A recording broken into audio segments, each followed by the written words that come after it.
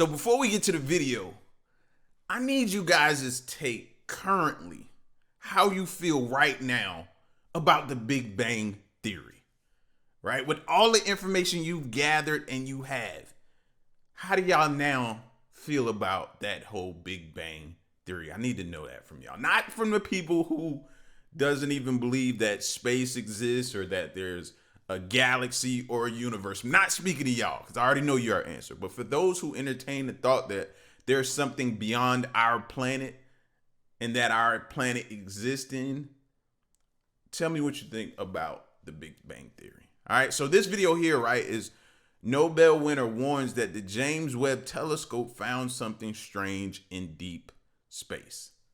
Let's get to it.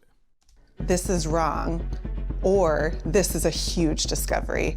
And we think that it's a huge discovery. Far beyond the reaches of our galaxy, the James Webb Space Telescope has been capturing breathtaking images and uncovering mysteries hidden in the depths of the universe. But now, one of its latest discoveries has left astronomers baffled, and a Nobel winner has stepped forward with a chilling warning.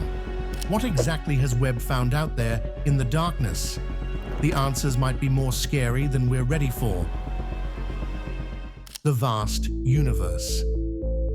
Our universe is often thought of as the grandest arena imaginable, a boundless expanse filled with stars, galaxies, and many unknown wonders. Astronomers define the universe as the totality of everything that exists, including all matter, energy, and the physical laws that govern them. While this sounds simple on the surface, each new observation reveals complexities that continue to amaze scientists. For much of human history, our place in the cosmos seemed limited to what we could see with our eyes. Then came economic and scientific advancements that produced telescopes, satellites, and other tools capable of pushing our view deeper into space. That's what makes the future so scary to me, because we know right now what technology has done for us thus far, what we've been able to see thus far with the technology that we have now. But man, what are we going to be able to see, understand, discover in the future with the technology that is coming? That's scary, bro, because a lot of things are going to get solved or answered or understood with this new technology. Today, we know that the Earth orbits a typical star we call the Sun, which lies in a spiral galaxy named the Milky Way. Beyond our own galaxy, there are countless others, each teeming with billions or even trillions of stars. Yet even calling these numbers countless hardly captures the scale. The observable universe, which is the portion we can see due to the finite speed of light, spans about 92 billion light-years across in diameter, numbers that tend to boggle the mind. And that 92 billion light-years is only the limit of what our instruments can view. The universe likely extends beyond that horizon. That's one of my questions. Is the universe just infinite? Is it just infinite? Just goes on and on forever and there's no end to it? That's one of my biggest questions. I don't think we'll ever figure that out though. Concept in cosmology is that looking at distant objects is akin to peering back in time. Because light takes a set amount of time to travel, a galaxy seen as it was 10 billion years ago offers a snapshot of the past. This time travel quality is key to understanding how things like stars and galaxies formed. By observing a wide range of distances, astronomers piece together an approximate timeline of cosmic events. They look for the faintest signs of the earliest stars and galaxies to discover what conditions prevailed shortly after the universe's beginning. The Big Bang Theory, which has guided cosmological thinking for decades, provides a framework for how the universe might have started around 13.8 billion years ago in a hot, dense state. The theory says that space itself expanded, spreading out matter and radiation. As the hot, dense soup cooled, particles combined to form atoms. Later, gravitational pulls helped assemble these atoms into the stars and galaxies we see today. However, emerging observations from new telescopes sometimes disagree with what models predict. Even something as fundamental as the universe's age can feel uncertain when data implies that galaxies were already well established at times a standard model would consider too early. Modern telescopes, such as the James Webb Space Telescope, JWST, are redefining our sense of cosmic time by showing astronomical structures that appear more mature than expected when the universe was still in its proverbial infancy. Researchers pore over these results to compare them with existing cosmological models, such as the standard lambda CDM model, which incorporates dark energy, lambda, and cold, dark matter, CDM. If observations deviate... See, one of my biggest questions is like when it comes to like a black hole. If we could send a camera or something that could withstand whatever happens when you enter into a black hole, and we get that feedback, or to see where you, if you do withstand it, where do you end up at on the other side? Like, that's one of my biggest things I would love to see. Like, even Neil deGrasse Tyson talks about that. Too far from predictions, major revisions to that model might be necessary. This possibility stimulates debates among astrophysicists about dark energy, dark matter, the rate of expansion, inflation, and how everything fits together. At the same time, scientists must factor in how cosmic distances and the physics of light can affect what we see. Natural limitations, like our inability to detect objects dimmer than a certain threshold, complicate efforts to verify or dismiss theories easily. Yet, our perseverance in refining technology and building knowledge is rooted in curiosity. We want to know not just how the cosmos looks, but why it looks this way, whether it's truly isotropic, and if the story of the Big Bang is complete or needs rewriting. Telescopes and the light they capture. We uncover cosmic secrets primarily by catching light. Telescopes are meticulous light-collecting machines that help us analyze everything from nearby asteroids to the edges of the observable universe. The idea of a telescope is straightforward. Gather more light than the human eye can handle and magnify it. But the technology behind modern telescopes is anything but simple. There are multiple categories depending on the wavelength of interest, such as optical, radio, infrared, ultraviolet, X-ray, and gamma-ray telescopes. Each reveals a specific slice of the universe's story. Historically, Galileo's early telescope showed humans that Jupiter had moons and that Venus had phases, sparking the realization that Earth is not the universe's center.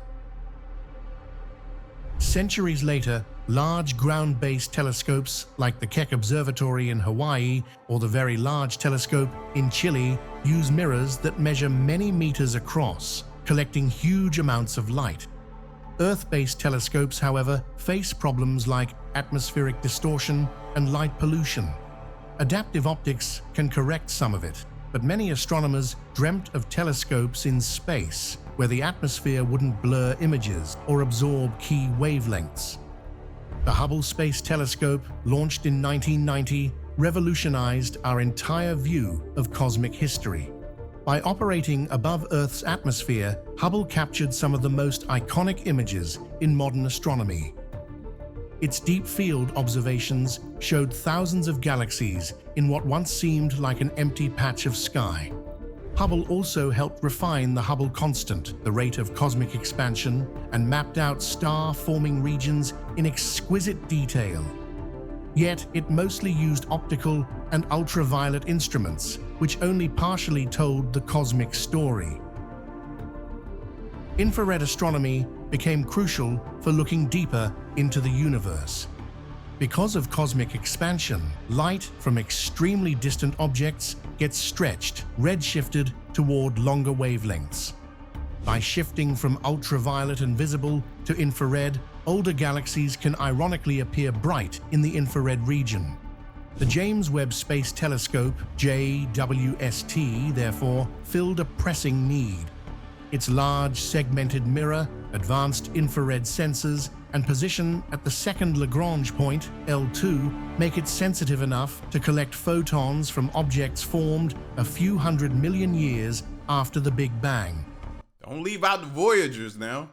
Now, we just like the Hubble, and we paid it respect. Pay respect to the Voyagers too now, because we don't get the James Webb without the Hubble and Voyager 1 and Voyager 2, I don't think.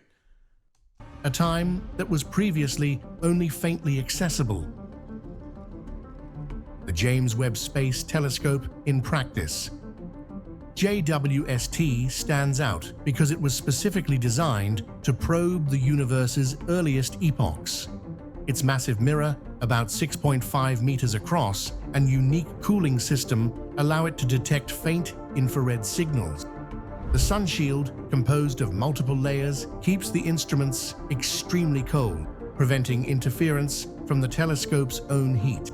Once it arrived at L2, JWST underwent a complex unfolding sequence, aligning each mirror segment so that they functioned as one. Space fans worldwide watched with bated breath for the first images to come in, and they didn't disappoint. One particularly famous early release was JWST's Deep Field image, taken using its near-infrared camera, NIRCam. This snapshot unveiled thousands of galaxies, many so distant that their shapes were warped by gravitational lensing. Scientists saw arcs, swirls, and fuzzy spots that might correspond to baby galaxies from the earliest billion years of cosmic history. For them, each little blob is a clue that either confirms or questions what we know about how matter coalesced into galaxies. Spectroscopic data from JWST's NIR-SPEC near-infrared spectrograph and MIRI mid-infrared instrument promise additional revelations: the chemical makeup, star formation rates, and velocities. An important part of JWST's mission is to zoom in on targets that earlier telescopes flagged as interesting. For example, if Hubble discovered a galaxy that appeared unusually red and bright, JWST can take a closer look, decipher the lines in its spectrum, and estimate how far away it is and how fast it's forming stars.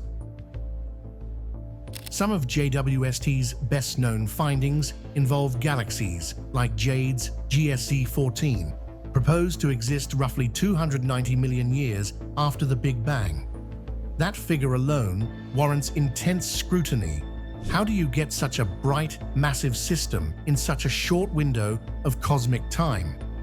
Astronomers also found galaxies that seem to have turned nearly all of their available gas into stars, rather than the usual small percentage.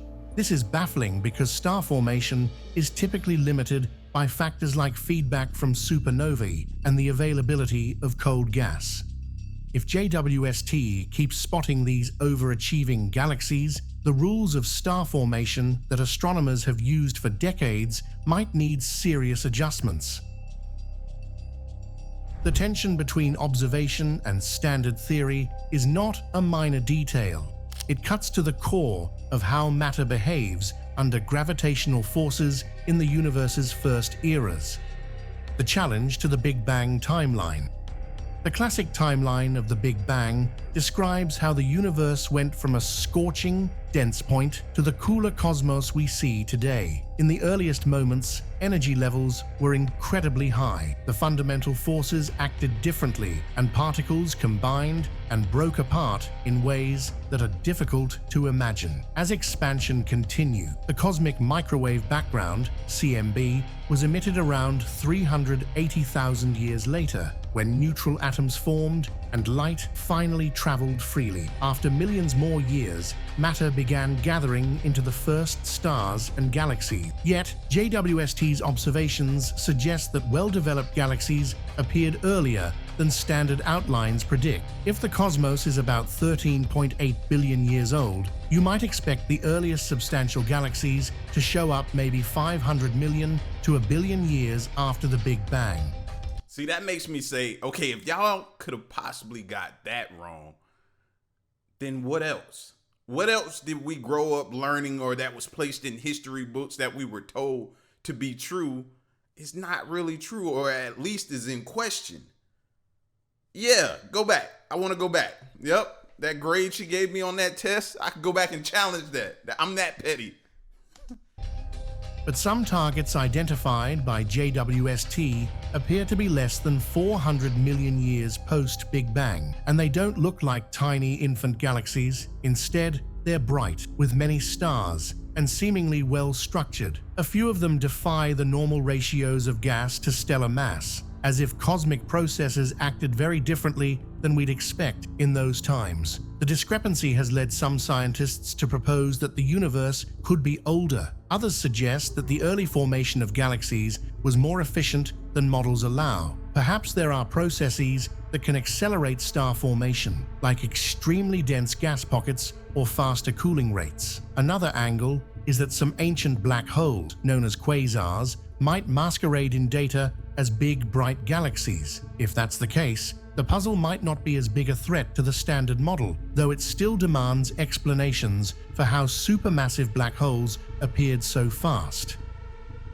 It's also possible that our distance calculations need refining. Techniques like redshift measurements are generally accurate, but certain dust conditions or unusual emission lines can mimic large cosmic distances. Astronomers double-check results by comparing different measurement methods. If the super early galaxies are confirmed as truly that old and big, the community can't ignore the fundamental friction with accepted theory. This is largely why data from JWST started so many discussions, both professional and public, about whether the standard Big Bang narrative is complete or if it must be stretched, bent, or replaced by something new.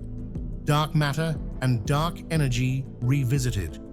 Dark matter and dark energy are pivotal elements in the lambda CDM model. Cold dark matter, CDM, helps explain how galaxies and galaxy clusters keep their shapes, given that the gravitational pull from visible matter alone isn't enough. Dark energy, lambda, is associated with the accelerated expansion that perplexed astronomers in the late 1990s, while the ratio in the standard model claims around 68% dark energy, 27% dark matter, and only about 5% ordinary matter. We haven't directly detected dark matter or dark energy in terrestrial experiments. JWST's surprising galaxy observations raise questions about structure formation and mass distribution. The conventional assumption is that dark matter clumps first, creating gravitational wells into which normal matter fall, igniting star formation. If we see massive galaxies too soon, is it because dark matter scaffolds formed somehow faster, or is there a shortfall in that assumption? Some propose new types of dark matter, warm or self-interacting forms that might condense or cluster at different rates. Dark energy similarly faces scrutiny. The acceleration of the universe's expansion was originally documented using Type Ia supernova observations, something that earned teams like Adam Riess's group a Nobel Prize. These supernovae served as standard candle, meaning their luminosity was predictable enough to gauge distance. The data implied that expansion didn't just continue, but sped up over time. If the early universe's structure formation is different than predicted, some wonder whether dark energy's effect might have varied across time, or if an entirely different mechanism altogether is at play. Modified gravity theories, such as MOND, modified Newtonian dynamics, and others, often are touted as alternatives to the concept of dark matter. However, they have difficulty providing a strong substitute for dark energy. Some extended or hybrid theories aim to handle both in one framework. Still, no single alternative has swept away the standard model because it usually fails to address all observational constraints, like the patterns in the cosmic microwave background or the distribution of galaxies. Early star formation. Star formation is usually envisioned as clouds of gas and dust collapsing under gravity until nuclear fusion ignites in a newly formed star. The rate of this process depends on numerous factors, from local turbulence to metallicity conditions, the abundance of elements heavier than hydrogen and helium. A typical statement in modern astrophysics is that most galaxies can't efficiently convert all their gas into stars because various feedback mechanisms like radiation pressure from stars, stellar winds, and supernova explosions blow a lot of gas outward before it can form more stars. This paradigm has guided the development of galaxy evolution theories. Computer simulations that model how dark matter halos gather normal matter also incorporate star formation laws that appear fairly consistent with observed galaxies in the nearby universe. But if JWST is detecting galaxies in the early universe that have turned almost 100% of their available gas into stars, it shakes that standard approach. If the usual feedback processes did not restrain star formation, we must ask what conditions allowed such runaway efficiency.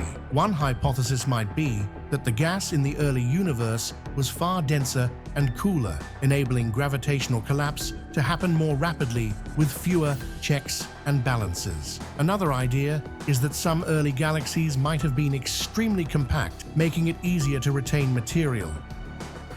Additionally, there could be unusual radiation backgrounds or hidden forms of partial reionization that changed how readily gas collapsed at certain epochs. Scientists are also mindful that some so-called galaxies might really be something else. You can imagine a scenario where an active galactic nucleus, AGN, or quasar, brightens a region so that it appears to be a fully loaded, star-rich galaxy. That's why... See, the gases and everything that they say is in space, radiation and different things like that, makes me think of what it does to our planet over time. Like, a lot of the things we dealing with just comes with, you know, the planet and what all it's enduring over time. Some of the stuff that they could be telling us, oh, if y'all don't do this, then it's sort of like the you know, global warming. Let's say global warming. A lot of that could just be due to what the planet is experiencing or dealing with out in space. So we could do all the go green we want, is my question, but the planet is still going to deteriorate over time due to what all it's facing and dealing with out in space. Is that a possibility? It's a question. It's just a question or a theory that I'm asking. Is that possible? You know, which makes me want to also wish they would bring these telescopes back when they're finished with them, like the Voyagers and stuff, so we could look at what they actually look like after enduring everything they've endured out in space. The debris, the gases, radiation, all that type of stuff. That I would love to see one of those things in a museum if possible. But a lot of times they just leave them out there. And I was like, man, I would love to see one up close afterwards. A spectroscopic follow-up is so essential. Spectra can detect specific chemical emission lines or broad signatures that arise from matter swirling around a supermassive black hole, different from a population of normal stars. Either way, it's a thrilling area of exploration. If these objects are proven to be star-packed galaxies, then astrophysics textbooks will need serious updates. If they are active galactic nuclei masquerading as ultra-early galaxies, we will have discovered more about how black holes form and feed in the universe's infancy. Both outcomes add pieces to a puzzle that's far from complete. The Hubble tension and its broader impact. The Hubble tension refers to the discrepancy in the measured value of the Hubble constant, h0, an indication of how fast the universe expands. Observations of supernovae in relatively nearby galaxies consistently give a higher expansion rate in the 73 to 75 kilometers per second per megaparsec range than observations of the cosmic microwave background from missions like Planck, which yield 67 to 69 kilometers per second per megaparsec. Both sets of measurements have become more precise over time, yet the gap hasn't closed. This difference isn't trivially small. It's a real conflict if each side's data is genuinely accurate. Adam Rees, Saul Perlmutter, and Brian Schmidt, who uncovered the acceleration of the universe, helped to refine these supernova measurements. Meanwhile, the Planck satellite gathered remarkable detail about the CMB, shaping the standard cosmological model. Explaining why these measurement methods yield diverging results is challenging. One possibility is that there's new physics at play. Another is that local calibrations or assumptions about the universe's early conditions are off. The Hubble tension might connect indirectly with JWST's surprising findings. If galaxies formed faster in the early universe than expected, that could shift certain parameters about structure formation, which in turn might influence cosmic distances or expansion interpretations. However, it's an intricate web. Many astronomers remain cautious, wanting more data to see if these early galaxy detections hold up under deeper scrutiny and if they truly deviate from the standard timeline in ways that matter for Hubble measurements. Regardless, contested results often help science progress. New missions, like the Nancy Grace Roman Space Telescope and ESA's Euclid, aim to measure large numbers of galaxies and their distances. These data could either confirm the tension or show we're missing some systematics in current approaches. If the tension persists, it could be a sign that the standard cosmological model, anchored on a certain approach to dark energy, inflation, and how matter behaves, needs reimagining. That's why many astrophysicists see the tension as a prime opportunity for breakthroughs, similar to how puzzling data in past centuries led to the acceptance of new physical law. Cosmic microwave background. The cosmic microwave background, CMB, is a relic of an era about 380,000 years after the Big Bang. Before that time, the universe was filled with charged particles that scattered photons. Once temperatures cooled enough for electrons to bind with nuclei, forming neutral atoms, photons could freely travel. That leftover radiation, now stretched into microwave wavelengths by cosmic expansion, basically comes at us from every direction. Maps of the CMB, like those from the WMAP and Planck satellites, show tiny over and under densities, temperature fluctuations that represent the seeds of future galaxies and voids. The standard explanation is that quantum fluctuations... See, that's why I just cannot say that there's no other life. Expanding of the galaxies, more universes and galaxies potentially being formed and everything. So we're the only ones, huh? That's just... I just can't bring myself to believe that's possible, bro. How? And all of that, we're the only ones. Yeah, okay. Yeah, okay. In the inflationary epoch, a supposed period of extremely rapid expansion, were magnified to cosmic scales, forming the patchy pattern we see in the CMB.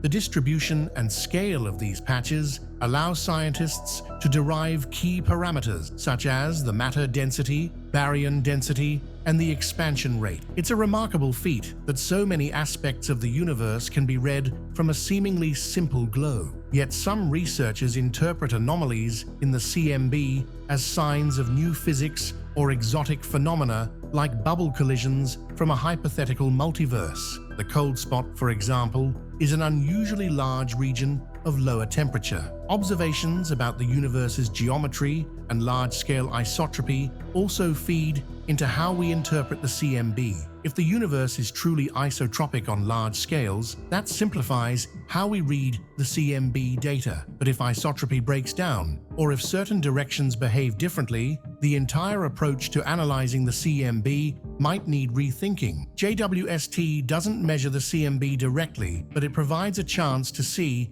if the early structures match what CMB-based predictions indicate.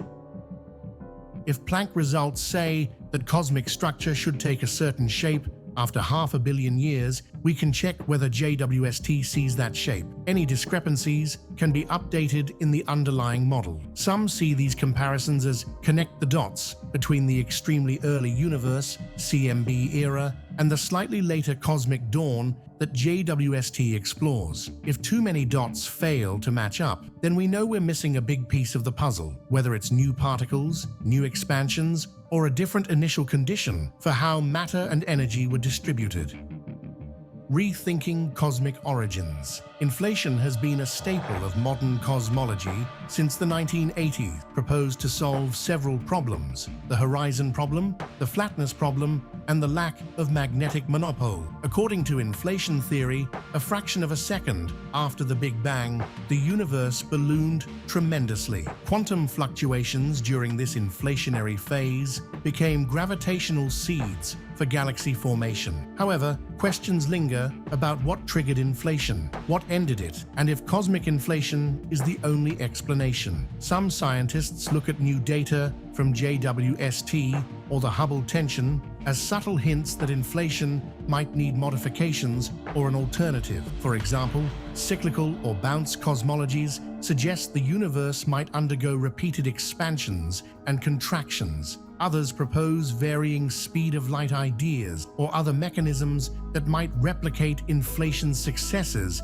without requiring a separate inflation field. One bold proposal is that the universe might have no definitive beginning at all, an idea that challenges the notion of a singular Big Bang. Instead, it could be that the visible Big Bang was a transitional event in a broader cosmic framework. This interpretation arises from certain quantum gravity ideas, where classical concepts of time and space break down at extremely high energy. If JWST data shows galaxies that appear older or more developed than expected, perhaps the horizon and age constraints we once accepted are incomplete. Nobel laureates who keep an open mind, like Adam Rees and David Gross, are encouraging a re-examination of guiding cosmological principles. They emphasize that each crisis is also a chance to find deeper unity between quantum theory and cosmic scale physics. In particular, they highlight that new phenomena might only become clear if we can gather more data about the earliest times or about the fundamental nature of matter. It's a thrilling era where the lack of easy answers might be a sign that we're on the cusp of a new theoretical unification. Quantum insights and particle time. To fully understand the earliest epochs, we must figure out how quantum mechanics shaped the newborn universe. In present-day labs, we can do particle accelerator experiments at high energy, although still vastly below the energies typical right after the Big Bang. The Large Hadron Collider, LHC, at CERN smashes protons together to see new particles or to confirm theories like the Higgs mechanism. Why we had to bring that into the equation? I think the Hadron Collider, or however you pronounce it, is going to be the destruction of us all, man. Like, if you haven't been down the rabbit hole with this device here, this whatever you want to call it, machine or whatever, them turning this on scares me. Like, let's just leave this out of it and continue to just do our research with the telescopes and different things that we have in space right now. This joker here, I think this joker here is single-handedly gonna spawn a black hole either on our planet or near our planet and be our destruction and demise. Meanwhile, certain underground detectors look for evidence of dark matter via rare scattering events. These experiments may help link the microcosm of particle physics to the macrocosm of cosmic expansion. David Gross is one of many theorists who see the quantum realm as the key. His work on asymptotic freedom explains how quarks inside protons and neutrons behave at high energies, critical information for the early universe. Back then, we might imagine a quark soup that needed to cool before protons and neutrons could form. If something in that era changed the fundamental couplings, or if new particles existed, it might produce observational imprints we can detect in the distribution of galaxies or in the cosmic microwave background. String theory contends that what we see as particles are actually tiny vibrating strings in higher dimensional spaces. This perspective might unify gravity with quantum physics, something not accomplished by Einstein's general relativity on its own. But string theory predictions tend to be so high energy that direct testing is challenging. The early universe, however, was a natural high-energy lab. Clues about extra dimensions or string resonances might be hidden in anomalies in the CMB or in how structure forms. Even the notion of singularities, like the one the Big Bang Theory suggests, could vanish in a full quantum gravity approach. Instead, we might have bridging states or cyclical expansions that remove the need for an initial point. If JWST data, along with further CMB observations, strongly conflict with the standard timeline, more researchers might adopt quantum gravity models that permit older or repeating universes. Of course, each new layer of theory must also make testable predictions, or it remains speculative. The interplay between data and theory is essential for distinguishing valid ideas from pure guesswork. Seeing past the observable horizon. The observable universe is limited by the distance that light has traveled since the Big Bang. It's about 92 billion light-years across, but beyond that, we cannot see what lies out there. In principle, the cosmic expansion can move regions away from us faster than light, making them undetectable. This begs the question, is there an edge? That's my question. See? That's my question. I don't think there's an edge. And if we keep expanding and moving things, that kind of confirms what I'm guessing or speculating on, at least. I think it's infinite. Modern cosmology says that space could be infinite, meaning there's no hard boundary, just regions whose light won't ever reach us. The JWST's ability to look far out also means looking far back in time. If we see older epochs approaching the cosmic dawn, we get a sense of how structure appeared within the visible patch of the universe. But if more advanced instruments in the future push this boundary further, we might see even earlier events. Right now, the detection limits are tied to how faint these objects are. Galaxies beyond a certain redshift might be too dim for even JWST to pick up, but technology might continue to evolve. There's also the notion that the shape or geometry of the universe could turn non-trivial at extreme distances. Many standard models treat space as flat overall, with no large curvature, consistent with the CMB data, but we cannot confirm that beyond the horizon. Some also speculate about large-scale voids or bubble that might have different expansion rates or densities.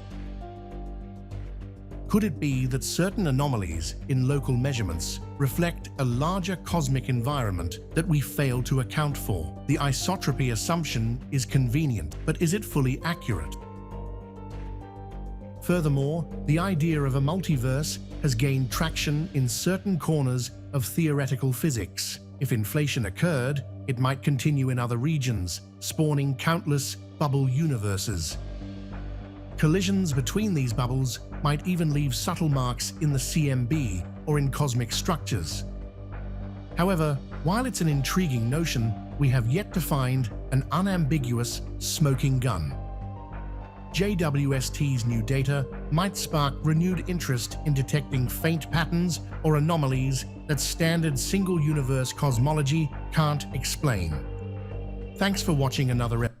Oh, it's gonna get explained, or at least it's gonna progress with technology advancing. Oh, we're gonna get some more things that's gonna put a lot more of the past in question.